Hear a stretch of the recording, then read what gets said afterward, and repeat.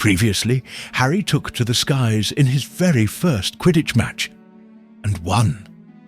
But the excitement was shadowed by strange magic. His broom had a mind of its own. With Hermione's quick thinking, he was saved. In the process, the trio stumbled upon something terrifying. A giant three-headed dog guarding a trapdoor. A secret lies beneath Hogwarts, and it's more dangerous than they imagined. Now, Christmas has arrived. Snow blankets the castle, warmth fills the common rooms, and yet, a different kind of magic awaits Harry. One that doesn't hide in shadows, but stares back through a mirror. Chapter 12. The Mirror of Erist. Christmas was coming. One morning in mid-December, Hogwarts woke to find itself covered in several feet of snow. The lake froze solid, and the Weasley twins were punished for bewitching several snowballs so that they followed Quirrell around, bouncing off the back of his turban. The few owls that managed to battle their way through the stormy sky to deliver mail had to be nursed back to health by Hagrid before they could fly off again. No one could wait for the holidays to start. While the Gryffindor common room and the Great Hall had roaring fires, the drafty corridors had become icy, and a bitter wind rattled the windows in the classrooms. Worst of all were Professor Snape's classes down in the dungeons, where their breath rose in a mist before them, and they kept as close as possible to their hot cauldrons. "I do feel so sorry," said Draco Malfoy, one potions class, "for all those people who have to stay at Hogwarts for Christmas because they're not wanted at home." He was looking over at Harry as he spoke. Crabbe and Goyle chuckled. Harry, who was measuring out powdered spine of lionfish, ignored them. Malfoy had been even more unpleasant than usual since the Quidditch match. Disgusted that the Slytherins had lost, he had tried to get everyone laughing at how a wide-mouthed tree frog would be replacing Harry as Seeker next. Then he'd realized that nobody found this funny, because they were all so impressed at the way Harry had managed to stay on his bucking broomstick. So Malfoy, jealous and angry, had gone back to taunting Harry about having no proper family. It was true that Harry wasn't going back to Privet Drive for Christmas. Professor McGonagall had come around the week before, making a list of students who would be staying for the holidays, and Harry had signed up at once. He didn't feel sorry for himself at all. This would probably be the best Christmas he'd ever had. Ron and his brothers were staying too, because Mr. and Mrs. Weasley were going to Romania to visit Charlie. When they left the dungeons at the end of Potions, they found a large fir tree blocking the corridor ahead. Two enormous feet sticking out at the bottom, and a loud puffing sound told them that Hagrid was behind it. "Hi, Hagrid. Want any help?" Ron asked, sticking his head through the branches. "Nah, I'm all right. Thanks, Ron." "Would you mind moving out of the way?" came Malfoy's cold drawl from behind them. "Are you trying to earn some extra money, Weasley? Hoping to be gamekeeper yourself when you leave Hogwarts, I suppose. That hut of Hagrid's must seem like a palace compared to what your family's used to."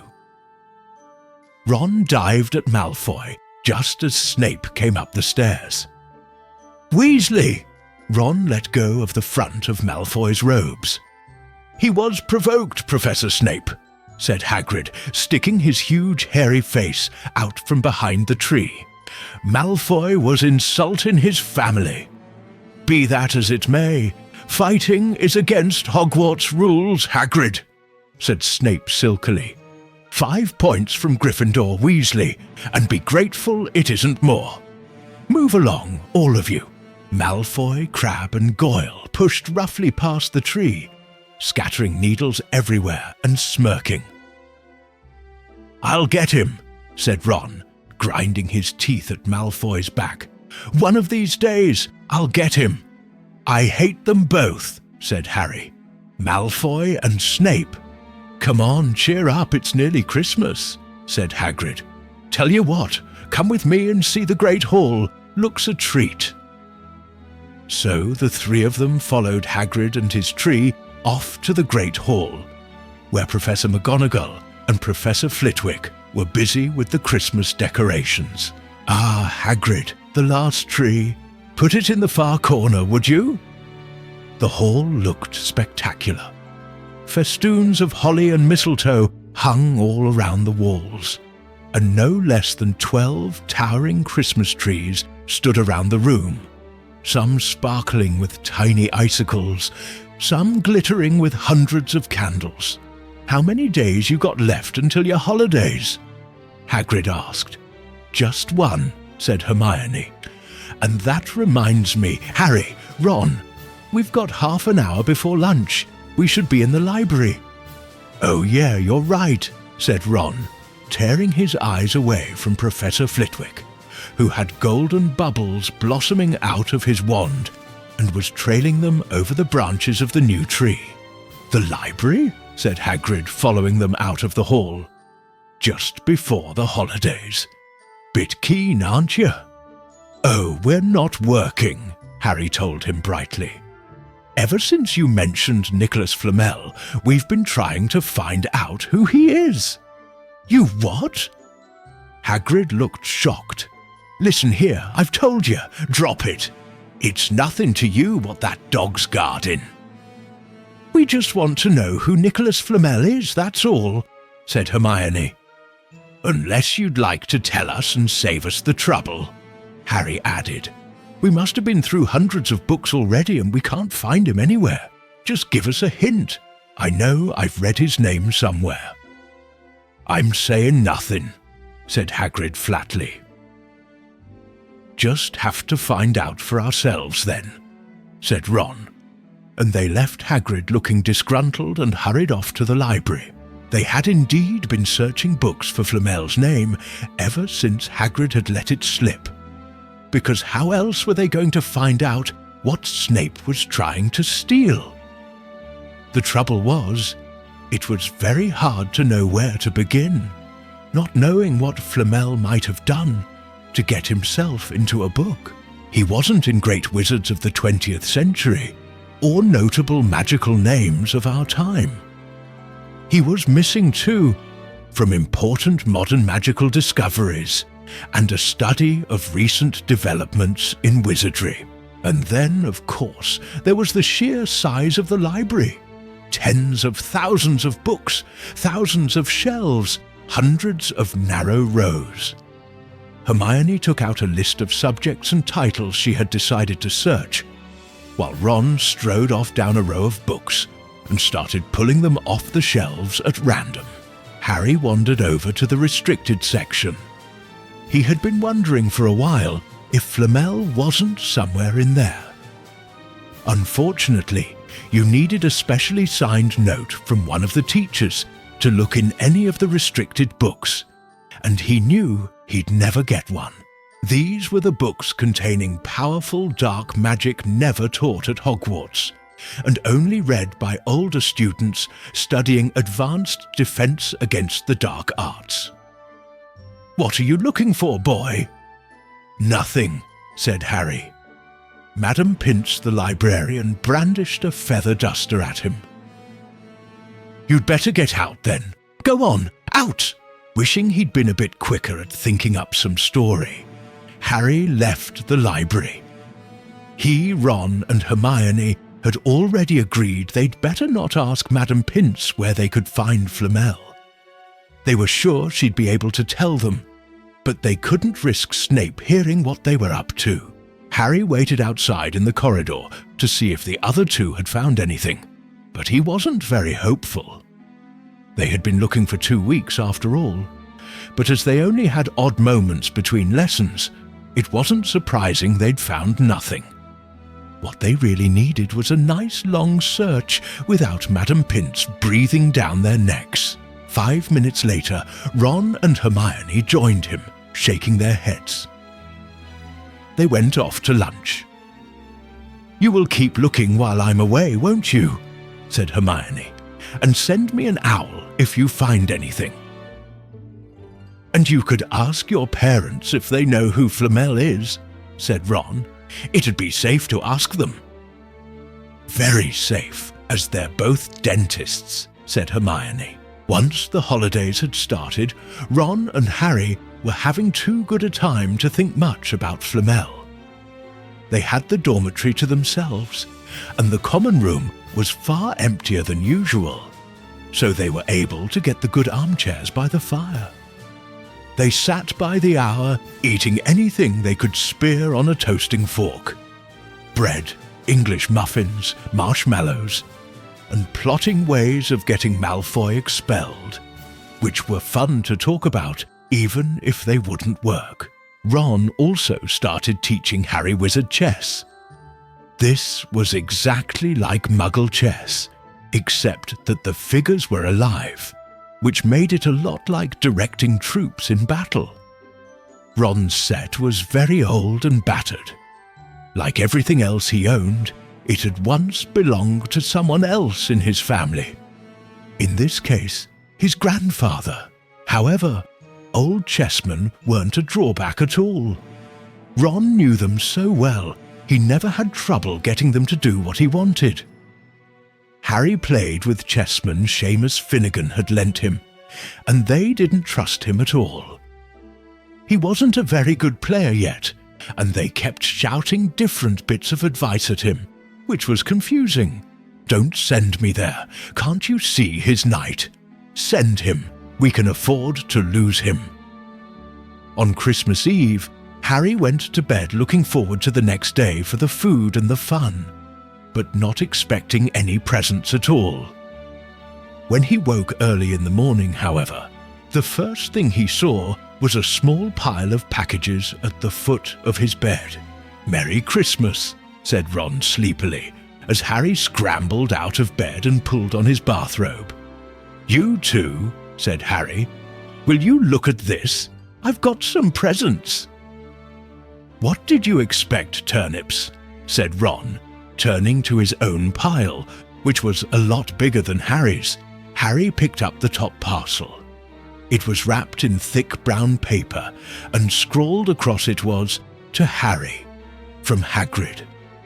Inside was a roughly cut wooden flute. Hagrid had obviously whittled it himself. Harry blew it. It sounded a bit like an owl. A second, very small parcel contained a note. "We received your message and enclose your Christmas present. From Uncle Vernon and Aunt Petunia." Taped to the note was a 50-pence piece. "That's friendly," said Harry. Ron was fascinated by the 50-pence. "Weird," he said. "What a shape! This is money." "You can keep it," said Harry, laughing at how pleased Ron was. "Hagrid and my aunt and uncle. So who sent these?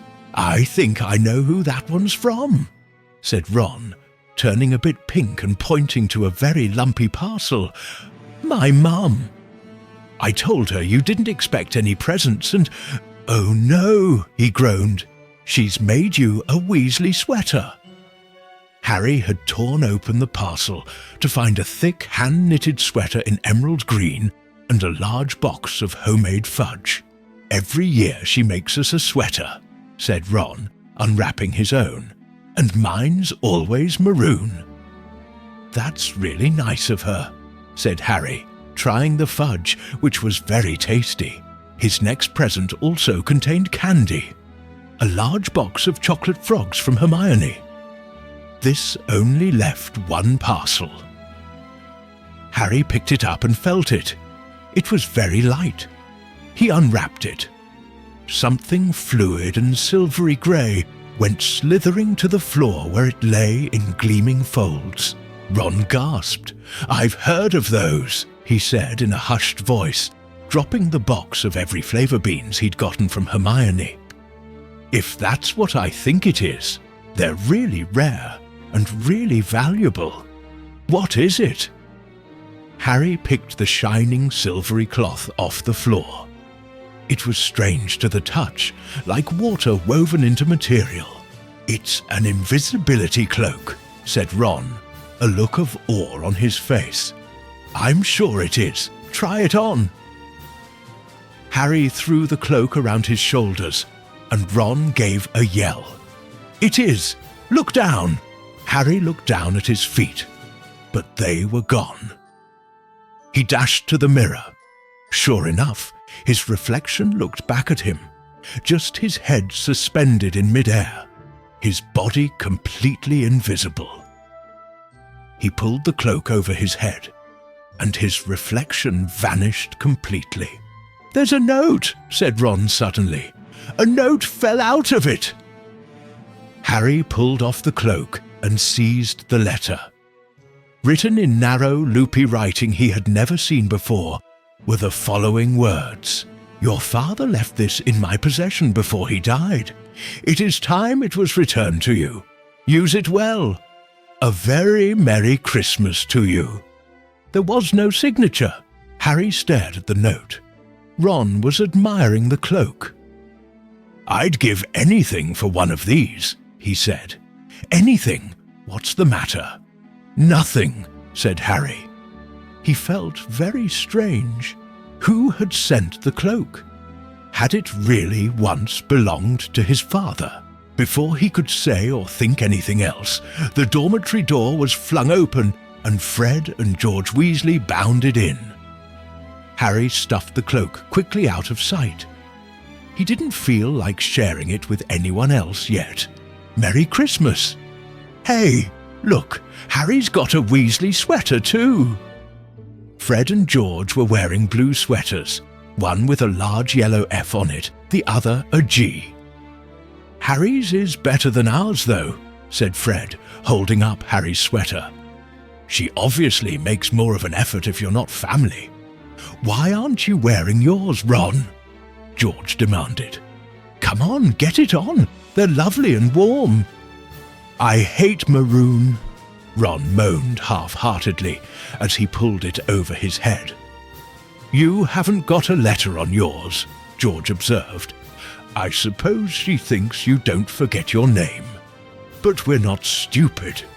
We know we're called Gred and Forge. What's all this noise?" Percy Weasley stuck his head through the door, looking disapproving. He had clearly gotten halfway through unwrapping his presents, as he too carried a lumpy sweater over his arm, which Fred seized. "P for prefect. Get it on, Percy. Come on, we're all wearing ours. Even Harry got one." "I don't want," said Percy thickly, as the twins forced the sweater over his head, knocking his glasses askew. "And you're not sitting with the prefects today either," said George. "Christmas is a time for family." They frog-marched Percy from the room, his arms pinned to his side by his sweater. Harry had never in all his life had such a Christmas dinner. 100 fat roast turkeys, mountains of roast and boiled potatoes, platters of chipolatas, tureens of buttered peas, silver boats of thick rich gravy and cranberry sauce, and stacks of wizard crackers every few feet along the table. These fantastic party favours were nothing like the feeble muggle ones the Dursleys usually bought, with their little plastic toys and their flimsy paper hats inside. Harry pulled a wizard cracker with Fred, and it didn't just bang. It went off with a blast like a cannon, and engulfed them all in a cloud of blue smoke, while from the inside exploded a rear admiral's hat and several live white mice. Up at the high table, Dumbledore had swapped his pointed wizard's hat for a flowered bonnet, and was chuckling merrily at a joke Professor Flitwick had just read him. Flaming Christmas puddings followed the turkey. Percy nearly broke his teeth on a silver sickle embedded in his slice. Harry watched Hagrid getting redder and redder in the face as he called for more wine. finally kissing Professor McGonagall on the cheek, who, to Harry's amazement, giggled and blushed, her top hat lopsided. When Harry finally left the table, he was laden down with a stack of things out of the crackers, including a pack of non-explodable luminous balloons, a grow-your-own-warts kit, and his own new wizard chess set. The white mice had disappeared, and Harry had a nasty feeling they were going to end up as Mrs. Norris's Christmas dinner. Harry and the Weasleys spent a happy afternoon having a furious snowball fight on the grounds. Then, cold, wet, and gasping for breath, they returned to the fire in the Gryffindor common room, where Harry broke in his new chess set by losing spectacularly to Ron. He suspected he wouldn't have lost so badly if Percy hadn't tried to help him so much. After a meal of turkey sandwiches, crumpets, trifle, and Christmas cake, everyone felt too full and sleepy to do much before bed, except sit and watch Percy chase Fred and George all over Gryffindor Tower because they'd stolen his prefect badge. It had been Harry's best Christmas day ever. Yet something had been nagging at the back of his mind all day. Not until he climbed into bed was he free to think about it. The invisibility cloak and whoever had sent it. Ron, full of turkey and cake, and with nothing mysterious to bother him, fell asleep almost as soon as he'd drawn the curtains of his four-poster. Harry leaned over the side of his own bed and pulled the cloak out from under it. His father's. This had been his father's. He let the material flow over his hands, smoother than silk, light as air. Use it well, the note had said. He had to try it now. He slipped out of bed and wrapped the cloak around himself. Looking down at his legs, he saw only moonlight and shadows. It was a very funny feeling. Use it well. Suddenly, Harry felt wide awake. The whole of Hogwarts was open to him in this cloak. Excitement flooded through him as he stood there in the dark and silence. He could go anywhere in this, anywhere, and Filch would never know. Ron grunted in his sleep. Should Harry wake him? Something held him back, his father's cloak. He felt that this time, the first time, he wanted to use it alone. He crept out of the dormitory, down the stairs, across the common room, and climbed through the portrait hole. "Who's there?" squawked the fat lady. Harry said nothing. He walked quickly down the corridor. Where should he go? He stopped, his heart racing and thought. And then it came to him. The restricted section in the library. He'd be able to read as long as he liked, as long as it took to find out who Flamel was. He set off, drawing the invisibility cloak tight around him as he walked. The library was pitch black and very eerie. Harry lit a lamp to see his way along the rows of books. The lamp looked as if it was floating along in mid-air, and even though Harry could feel his arm supporting it, the sight gave him the creeps. The restricted section was right at the back of the library. Stepping carefully over the rope that separated these books from the rest of the library, he held up his lamp to read the titles. They didn't tell him much. Their peeling, faded gold letters spelled words in languages Harry couldn't understand.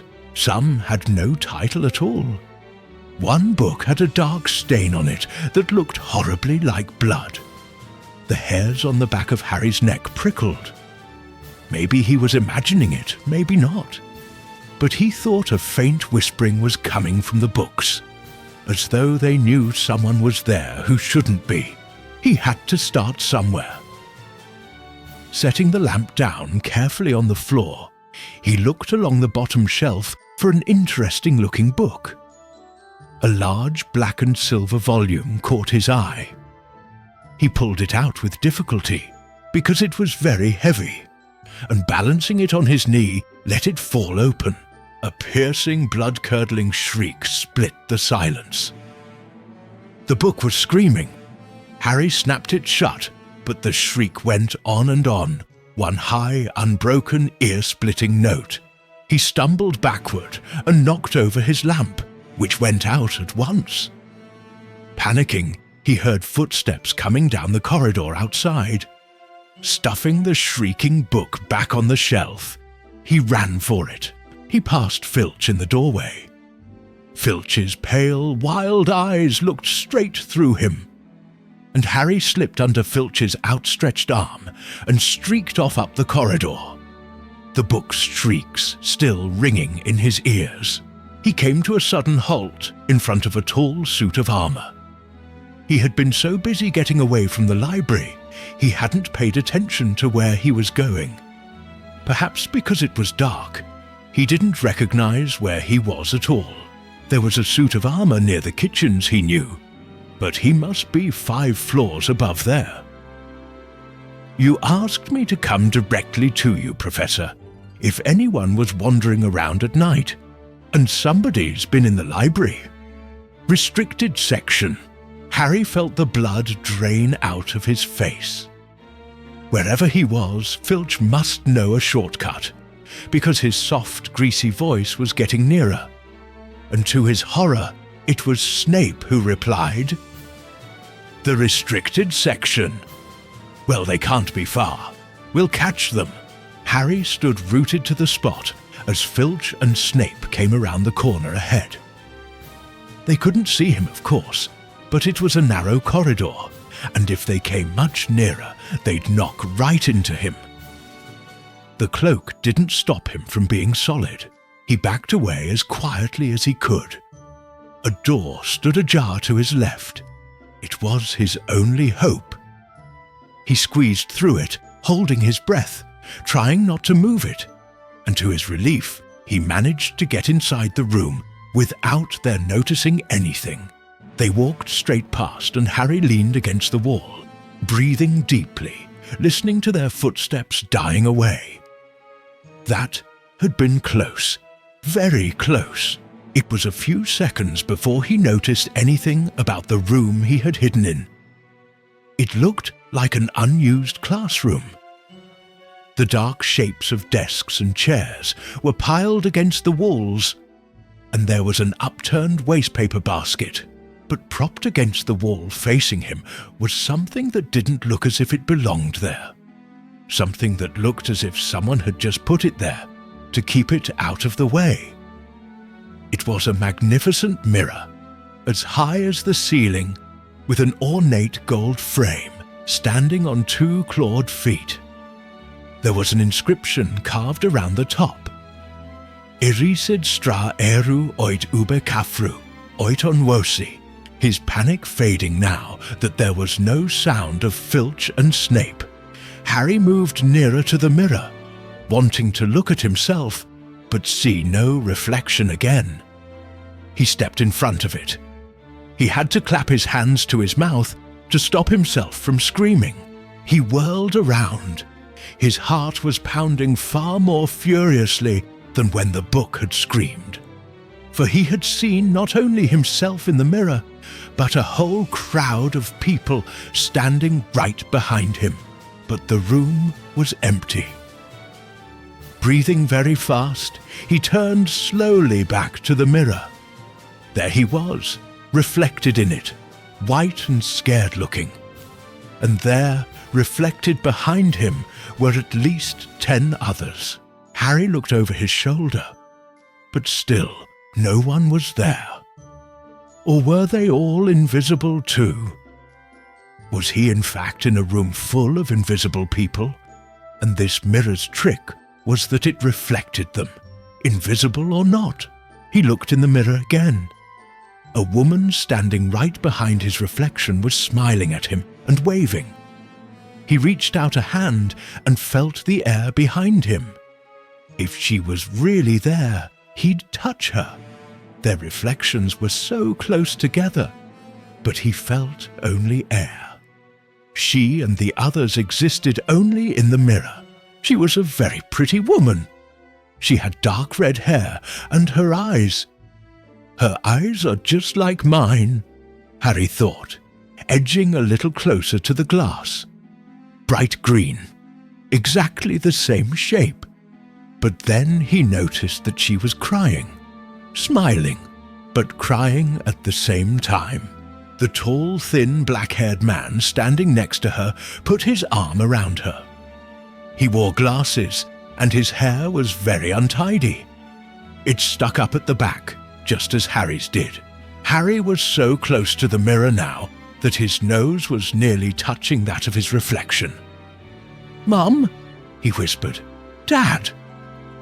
They just looked at him, smiling, and slowly Harry looked into the faces of the other people in the mirror and saw other pairs of green eyes like his, other noses like his, even a little old man who looked as though he had Harry's knobbly knees. Harry was looking at his family for the first time in his life. The Potters smiled and waved at Harry, and he stared hungrily back at them, his hands pressed flat against the glass as though he was hoping to fall right through it and reach them. He had a powerful kind of ache inside him, half joy, half terrible sadness. How long he stood there, he didn't know. The reflections did not fade, and he looked and looked until a distant noise brought him back to his senses. He couldn't stay here. He had to find his way back to bed. He tore his eyes away from his mother's face, whispered, "I'll come back," and hurried from the room. "You could have woken me up," said Ron crossly. "You can come tonight. I'm going back. I want to show you the mirror." "I'd like to see your mum and dad," Ron said eagerly. "And I want to see all your family, all the Weasleys. You'll be able to show me your other brothers and everyone." "You can see them any old time," said Ron. "Just come round my house this summer. Anyway, maybe it only shows dead people. Shame about not finding Flamel, though. Have some bacon or something. Why aren't you eating anything?" Harry couldn't eat. He had seen his parents and would be seeing them again tonight. He had almost forgotten about Flamel. It didn't seem very important anymore. Who cared what the three-headed dog was guarding? What did it matter if Snape stole it, really? "Are you all right?" said Ron. "You look odd." What Harry feared most was that he might not be able to find the mirror room again. With Ron covered in the cloak too, they had to walk much more slowly the next night. They tried retracing Harry's route from the library, wandering around the dark passageways for nearly an hour. "I'm freezing," said Ron. "Let's forget it and go back." "No!" Harry hissed. "I know it's here somewhere." They passed the ghost of a tall witch gliding in the opposite direction, but saw no one else. Just as Ron started moaning that his feet were dead with cold, Harry spotted the suit of armor. "It's here, just here, yes!" They pushed the door open. Harry dropped the cloak from around his shoulders and ran to the mirror. There they were. His mother and father beamed at the sight of him. "See," Harry whispered. "I can't see anything." Look at them all. There are loads of them." "I can only see you. Look in it properly. Go on, stand where I am." Harry stepped aside, but with Ron in front of the mirror, he couldn't see his family anymore, just Ron in his paisley pajamas.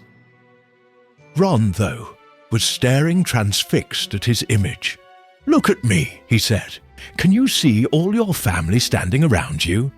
"No, I'm alone, but I'm different. I look older, and I'm head boy." "What?" "I am. I'm wearing the badge like Bill used to. And I'm holding the house cup and the Quidditch cup. I'm Quidditch captain too." Ron tore his eyes away from this splendid sight to look excitedly at Harry. Do you think this mirror shows the future? How can it? All my family are dead. Let me have another look. You had it to yourself all last night. Give me a bit more time. You're only holding the Quidditch cup. What's interesting about that? I want to see my parents. Don't push me. A sudden noise outside in the corridor put an end to their discussion. They hadn't realized how loudly they had been talking. Quick! Ron threw the cloak back over them as the luminous eyes of Mrs. Norris came round the door.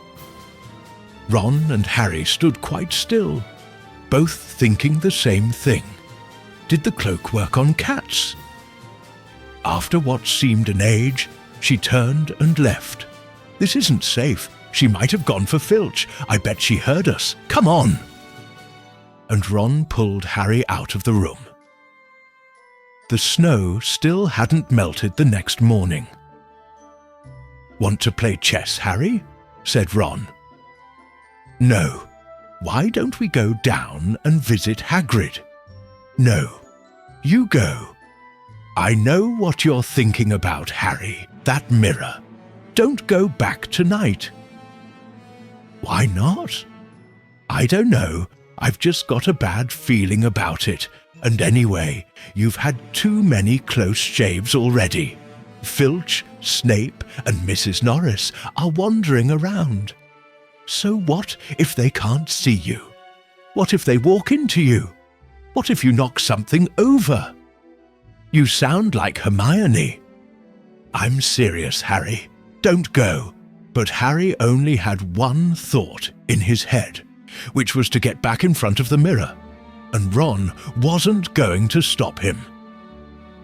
That third night he found his way more quickly than before. He was walking so fast he knew he was making more noise than was wise, but he didn't meet anyone, and there were his mother and father smiling at him again, and one of his grandfathers nodding happily. Harry sank down to sit on the floor in front of the mirror. There was nothing to stop him from staying here all night with his family. Nothing at all, except... So, back again, Harry. Harry felt as though his insides had turned to ice. He looked behind him.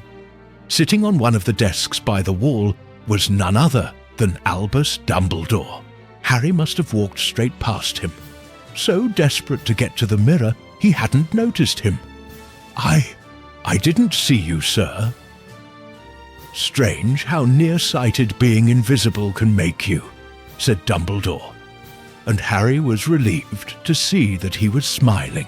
So, said Dumbledore, slipping off the desk to sit on the floor with Harry, you, like hundreds before you, have discovered the delights of the Mirror of Erised.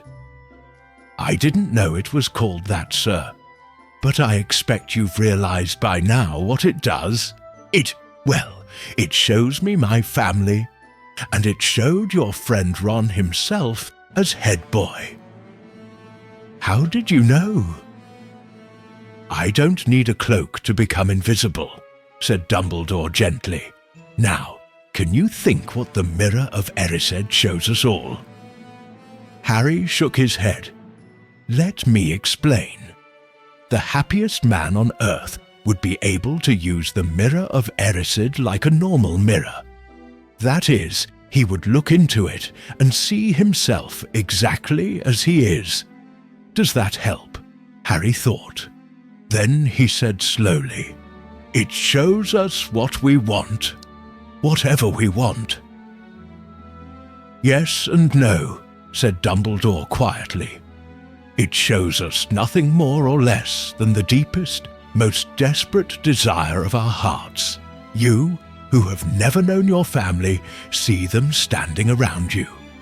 Ronald Weasley, who has always been overshadowed by his brothers, sees himself standing alone, the best of all of them.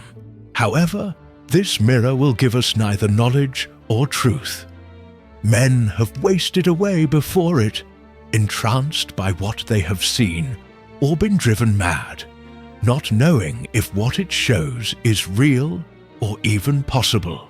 The mirror will be moved to a new home tomorrow, Harry, and I ask you not to go looking for it again.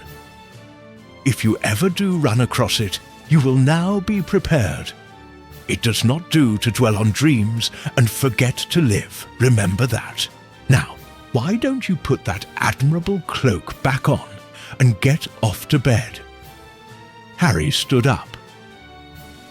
"Sir, Professor Dumbledore, can I ask you something?" "Obviously, you've just done so," Dumbledore smiled. "You may ask me one more thing, however. What do you see when you look in the mirror?" I see myself holding a pair of thick woolen socks." Harry stared. "One can never have enough socks," said Dumbledore.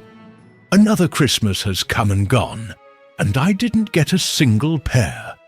People will insist on giving me books." It was only when he was back in bed that it struck Harry that Dumbledore might not have been quite truthful. But then, he thought as he shoved Scabbers off his pillow, it had been quite a personal question. He saw them, not just reflections, but the family he never knew. But what is the mirror of Erist really showing? Are its visions real, or just dreams too deep to escape? Why did Dumbledore warn him to stop looking? Who sent Harry the invisibility cloak, and why now? Will Ron and Hermione uncover the truth about Nicholas Flamel? And what is that monstrous dog guarding beneath the school? The answers lie ahead, deeper into the castle's secrets. Follow Beyond the Horizon Stories on YouTube, Instagram, and TikTok for the full magical journey.